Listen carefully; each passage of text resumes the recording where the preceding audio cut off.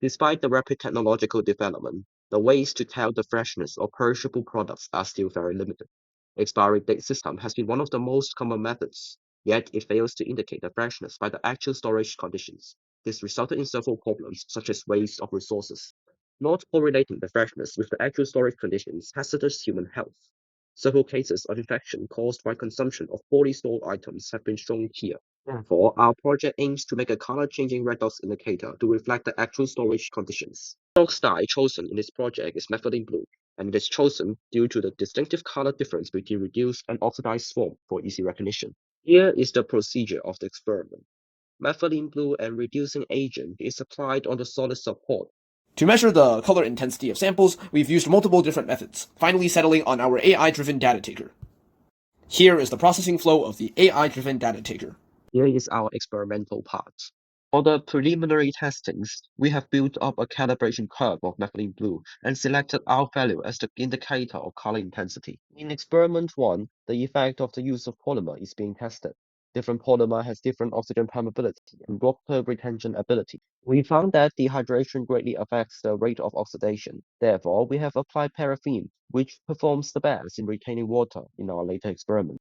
For experiment 2, we are going to vary the temperature. A higher temperature leads to a higher rate of oxidation. That is reason to the increasing rate of collision.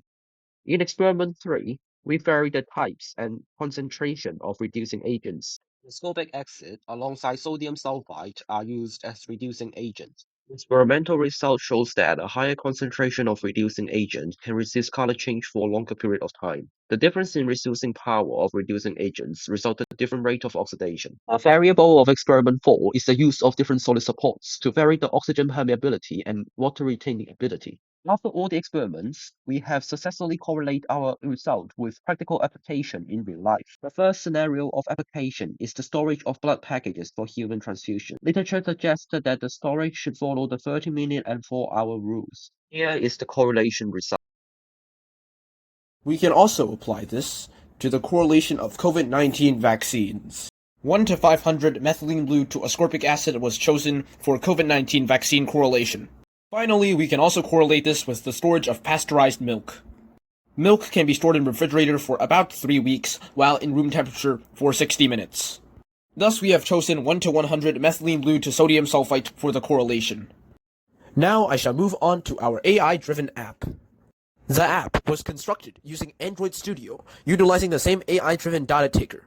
It is easy to use, can provide more precise data, as well as more insight, such as the concentration of methylene blue, as well as a more precise RGB value, in contrast to using a color chart. To evaluate the effectiveness of the Redox testing tag, let's compare it with current methodologies. Comparing with the current expiry date system and high-cost sensors, our methodology provides a cheap and efficient method to reflect actual storage environment and thus freshness.